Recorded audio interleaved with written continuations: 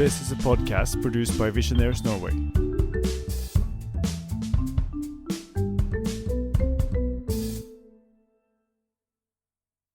Hello everybody, and thank you so much for joining us for this third episode of our podcast series. As usual, if you have any questions or comments, please feel free to check out our Facebook page, Visioneers Norway. In the last episode, we were talking about the mechanics of echolocation. In this episode, we will be talking about how to actually do it. We will be talking about the practical aspect of echolocation, how you make the sound, and also the social aspect. How is it to walk around clicking in a world which is mostly populated by sighted people that do not click themselves? You'll be getting a lot of information here, so I will give you a quick summary at the end. I hope you enjoy it. So in the last episode we talked about echolocation and flash sonar more like a concept, but now we're just gonna I'm very curious about it and just want to let all of those that listen to this, like, how do you actually make this signal that creates pictures in your head? How do we do it? Right. So again, we use the term flash sonar to highlight the qualities of signal. The signal sort of being like a flash or burst or pulse of energy. And we talked about how the briefness of the signal allows the signal to get out of the way so that we can clearly hear the echo. That's the first thing. And then scientifically, there's something about what we call a sharp rise time or attack.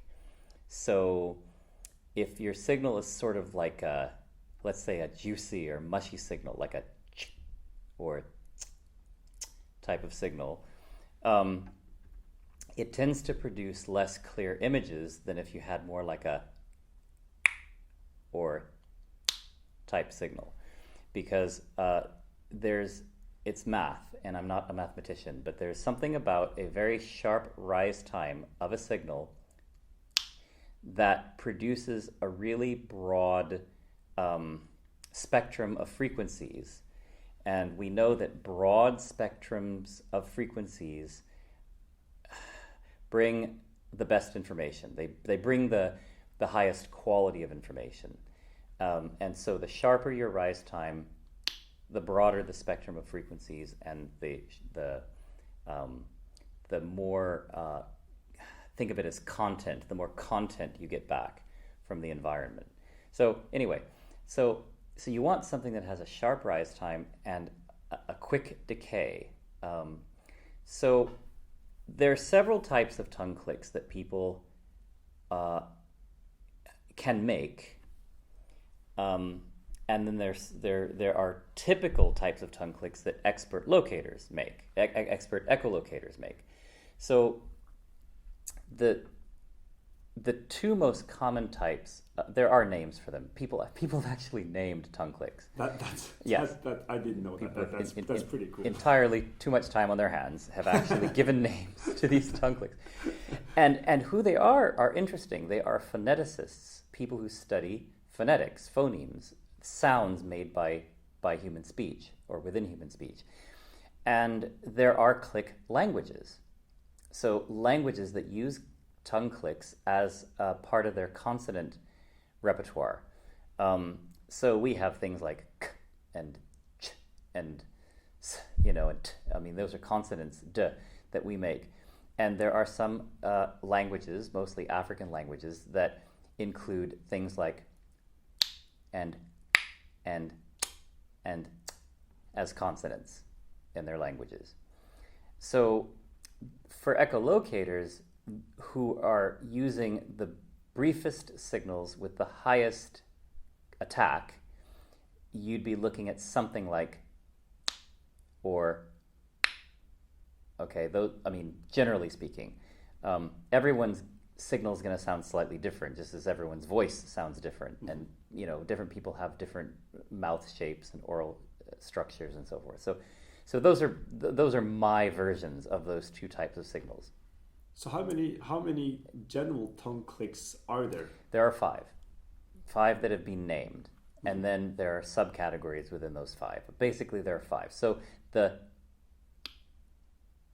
type, which almost sounds like a finger snap in a way, that's actually called a palatal click. So it has to do with how the tongue creates the sound. It's an implosive, which means you form a vacuum between your tongue and your palate, just behind the top teeth.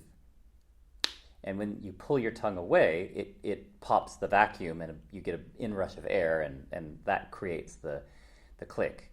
So that's a palatal click, and it's generally made with the front of the tongue, just behind the tip of the tongue, and just behind the top teeth. And I'll talk more about the mechanics of like how we can sort of learn to do these clicks if we don't. I mean, most people can do a tongue click without much training. About 75% of people in our experience can do quite a satisfactory tongue click without much training, and even with a little training, they can get a good tongue click going. But the other classification of click is the alveolar click, the click, which is made more toward the back of the mouth with the back of the tongue. So the back of the alveolar click is uses oral structures that are very similar to making a K sound. So k, k, or g, or even ng. So the ng, ng sound. So if you can do k or g or ng, doing is actually quite similar. It's quite a similar positioning of the tongue against the alveolar ridge, which is behind the alveolar ridge. So one exercise that we sometimes use with people is the King Kong exercise, where you basically say King Kong, and the ng leads you to the alveolar click. King Kong. And the other click that I did earlier, the palatal click, which is done more toward the front of the mouth, is closer to like a ch, as in, well, in English we would say church. So church, or judge, so the G sound, j, or J sound. And so sometimes we would have people say judge. So you can go from j quite easily because it positions your tongue in about where it needs to be to make that sound. So there are other things you can do that I'll get into shortly that can help people to make those sounds. But one thing I do, I'll go to the other couple of clicks. So there's also the dental click. Yep, and in English we would call that the tisk click. So we have an expression. If someone does something that you might disapprove of, you just sort of, it's like you shouldn't have done that, right? And so tisk, so it's made with the tip of the tongue against the top teeth, and then you pull back, and you create that little vacuum. And you know what? We've had a few actually quite good echolocators use that as their signal. The problem with the signal, the good thing about the signal is it works tolerably well for objects at close range. It does not work well for objects at distant ranges because you just can't get volume out of it. Even people who use that signal will sometimes have an alternative signal that they use for objects that are further away. And so in general, it's not a signal that we recommend, but it is a signal that a few students we've had actually do use. So that would be the dental click. And the other, a fourth type of click is called the lateral click, that's done with the sides of the tongue against the top molars. And we might also call it the horsey click or the giddy up click. Exactly. Get your horse moving, right? Every horse seems to understand that somehow. Who knows why? But they do. And it gets horses moving. And so it's literally made by the sides of the tongue against the molars. And sometimes what we will do to try and get people to do more of a sharp click is I'll actually show them how to do this moving from the lateral click to the alveolar click. And if most people try it, a lot of people can actually do it. So it kind of sounds like this. You start with a lateral click, and then you move the energy from the side of your tongue closer to the middle of your tongue. So it kind of sounds like this.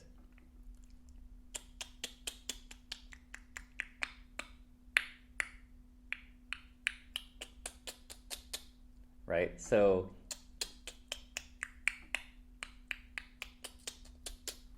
and believe it or not, I've actually taught some people how to go when they could only go just by practicing that little exercise. But the King Kong exercise often works with that with the palatal click. With the alveolar click, because it positions the tongue well, and some people actually use that to sort of set or reset their click. Now, one type of click. So most people, about 75% of people, can do a satisfactory click, and the most common echolocation click is in our experience, is the alveolar, or something that sounds similar to the alveolar. So that's most common, and it works perfectly well. But the 25%, give or take, of people who don't find tongue clicking easy, when they first try to tongue click, they'll do what I call a cluck click, right? Like two clicks. Two clicks. But most people don't hear the two clicks right away. They just hear click. But if you slow it down from to, right? So you've got followed by, right? So what I tell people is you want the without the. So people who are doing the cluck click, which by the way phoneticists have not named because no click languages use cluck clicks. They're inefficient clicks, and they're also inefficient for echolocating. So we highly discourage that type of click for lots of reasons. So what we often do is we train people in what I call tongue awareness to keep if you're making a cluck click, it means that the tip of your tongue is dropping to the floor of your mouth. And that's what makes the second click of the two clicks that are inherent in the cluck click. So we want the without the, which means that we don't want the tip of the tongue to drop to the floor of the mouth. And one way of helping people to not do that is tongue awareness. So just be aware of what the tip of your tongue is doing. So the tip of your tongue is what we use to say things like t and z and n, right? That's the tip of your tongue, and you want that to stay up as if you're saying t or n, right? So that's the first thing. And so sometimes we'll have people take a spoon and just place it on top of their bottom teeth, okay? And then your tongue can't fall. The tip of your tongue can't drop. So if you try to go, you end up with and not, because the spoon's in the way. So your tongue doesn't drop. So basically you train your tongue to stay up, and that works actually for a lot of people. This little spoon exercise works for a lot of people. I have students do it themselves. With children, you might have to show them where to place the spoon.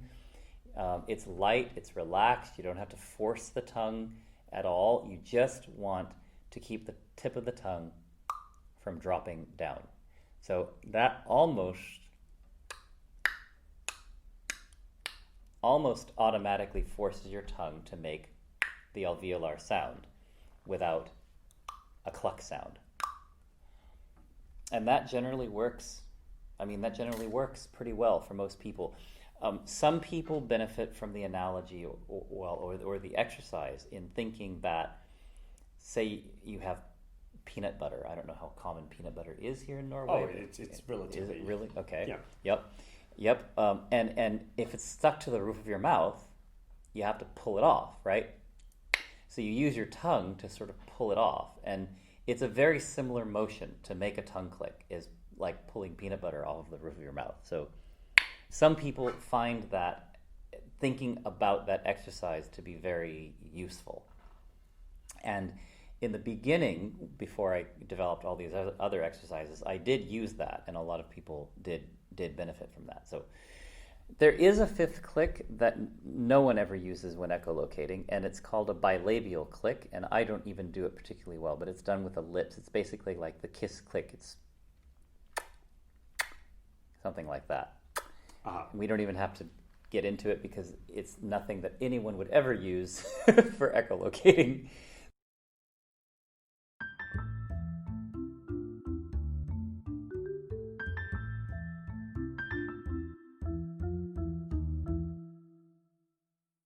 You can use other types of signals. There are people who can use finger snaps, for example. I even teach people how to use a hand clap if you're trying to hear something from very far away. Because it's louder. It's louder, exactly. It's louder and it's useful. It's just that tongue clicking is hands-free. You don't need to use your hands. And so you can do it anytime. And another useful characteristic of an active echolocation signal is that you can create it at any volume, any level of loudness. So it can be very soft,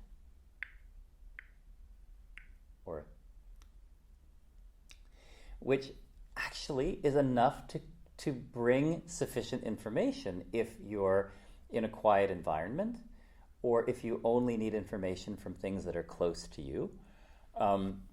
You not only do you not need a loud click, but it's counterproductive to gather information from certain types of things in quiet environments. If you use a click that's too loud, you just don't need. There are times when you don't need more information than you need. So I refer to the volume of the signal as like a focusing mechanism. So the human eye adjusts its shape to focus on items in the environment at varying distances.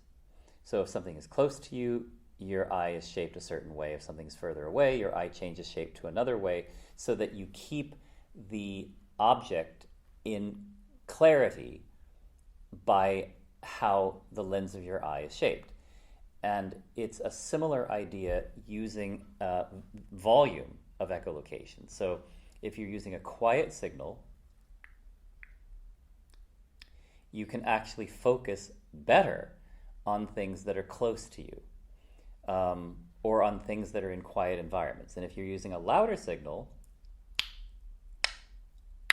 it's easier to focus on things that are further away, or it's easier to focus on things in loud environments. And so a big part of our training is in helping people to adjust the volume of their signal to suit the environment and the activity, which also reduces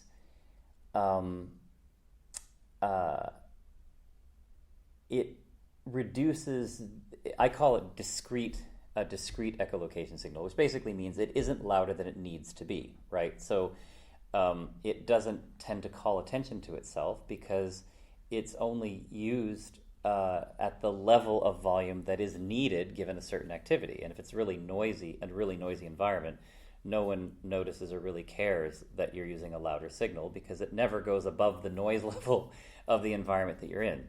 So a big part of our training is keeping your signal discrete, not only for social reasons, but just for practical reasons. It actually gives you a better image.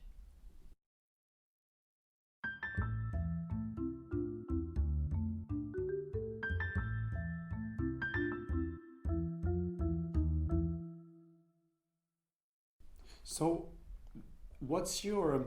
I mean, I know in my experience when I started to learn to click my tongue, I was immediately having the thought saying, what will people think about this? How does people react to this? Do they think I'm weird? And I know that many other people have had the same thoughts. So what's your experience with you've traveled around the world pretty much everywhere. So what's your experience with clicking? Does people care? In our experience, no. What we find, I'll start with my experiences as a child. So I grew up in America. Now, Americans, for better or worse, we tend to be a bit relaxed when it comes to differences. For whatever reason, somehow we don't tend to care very much if someone looks funny or sounds funny or whatever. I mean, that may not have always been the case in our culture, but it's more the case now. I'm 52 years old, so I grew up at a time when there would have been more stigma, I guess, around differences. And as a child growing up, I have to say that people were much more in tune with the way I got around than they were in tune with sounds that I made to get around. Mm-hmm. I never got teased for clicking as a kid. If it ever happened, it doesn't even stand out in my memory. So, some people might say, oh, you kind of sound like a cricket or something. But I mean, it was never like a standard thing that I was ever teased about. I got teased far more I've got a red birthmark on my left cheek. And it does stand out. And as a child, it stood out more. It's faded a little bit as I've gotten older. But by far, I got teased more about that.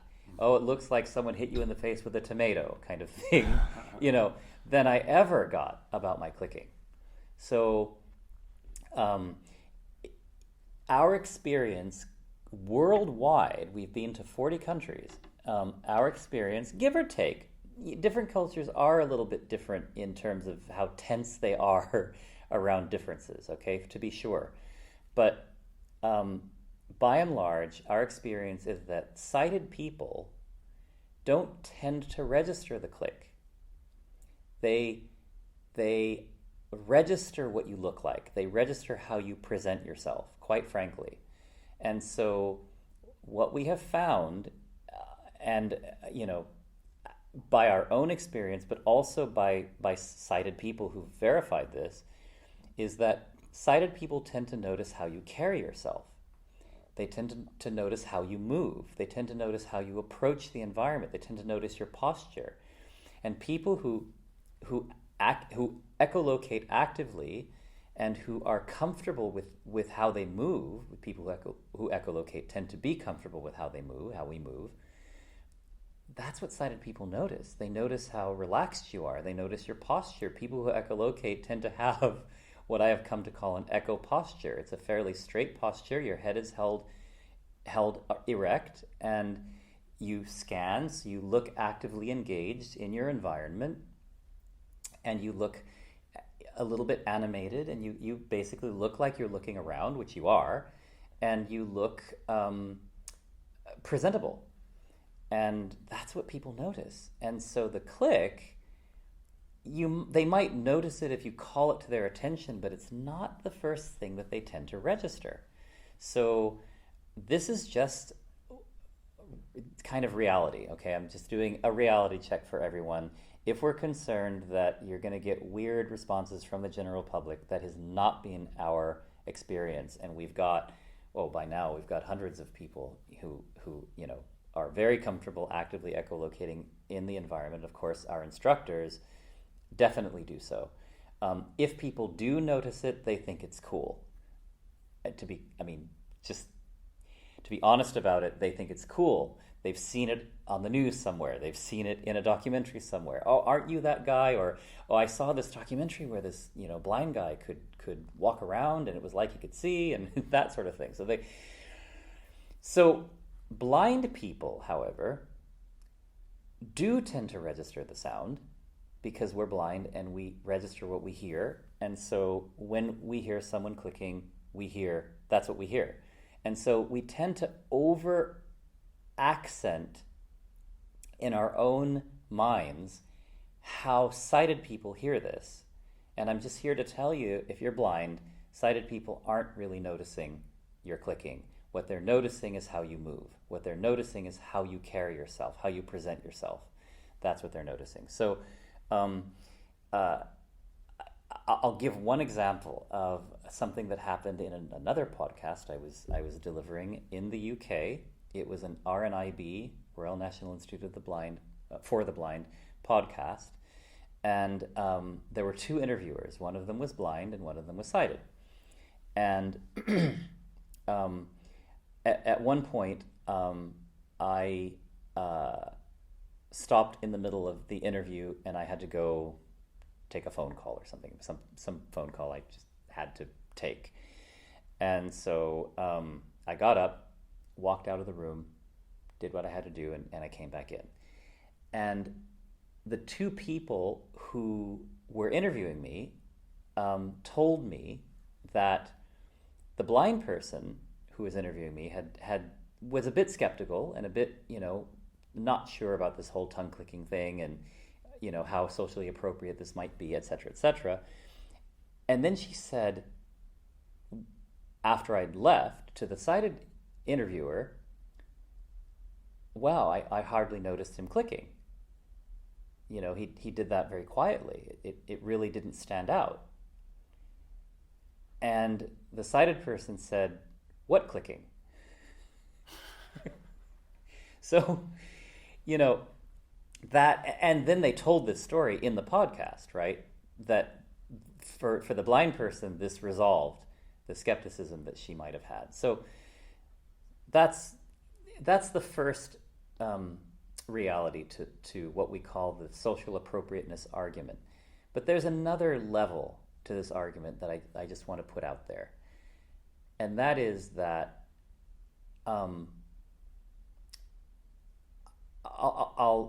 I'll bring this to myself. I'm a person, I've got a job to do. I've got a life to lead. I've got things to achieve. I've got places to go. I've got people to see. And I do it as best I can with the tools I have and the strategies I have available to me. And one of those is flash sonar. One of those is clicking. That makes it work. It brings information. It's how I get around. And I accept responsibility for myself, and I accept responsibility for what I need to do to get done what I need to get done, to achieve what I want to achieve. I don't take on myself, I don't take responsibility for other people who might have a problem with how I do that. So for me, if there was anyone who objected to my clicking, which quite frankly I really haven't encountered often enough in my life for it to have even made an impression, I'm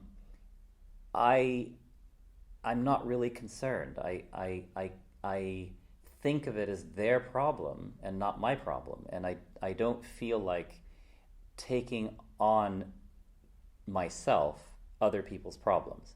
So I present people who may have a self-consciousness or a concern about how they might appear or how they might come across, to just think about your life and taking responsibility for your life and not being burdened by other people's problems with how you do that, because they're not responsible for you.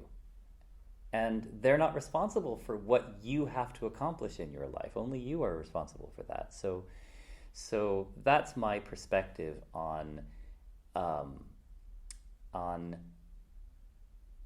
how other people might view what I have to do to live.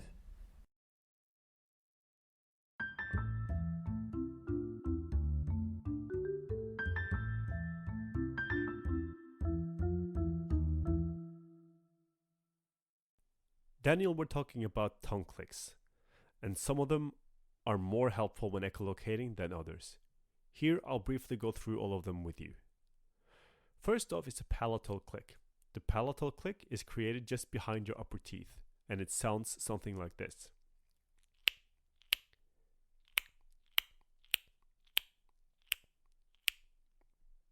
Secondly, the alveolar click. The alveolar click is created more at the back of your mouth, and it sounds something like this.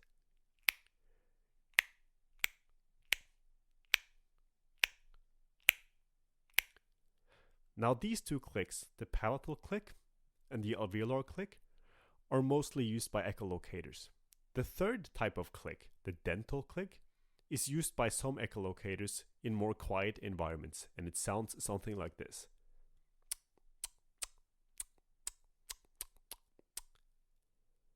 The fourth click is the lateral click, or the horse click, and it sounds maybe like this.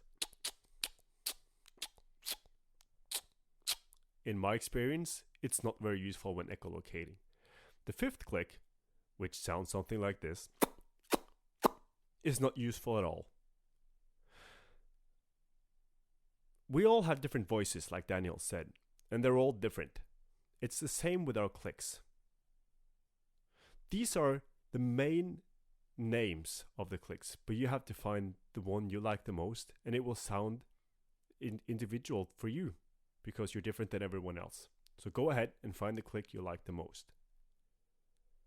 Echolocation is a useful tool when navigating as a blind person. Another useful tool is the cane, which we will be talking about in our next episode. Stay tuned. Please subscribe if you want to hear more educational and inspirational podcasts and help us in our work with supporting visually impaired to become more independent. You may donate via our Facebook page, Visioneers Norway. Thank you for listening.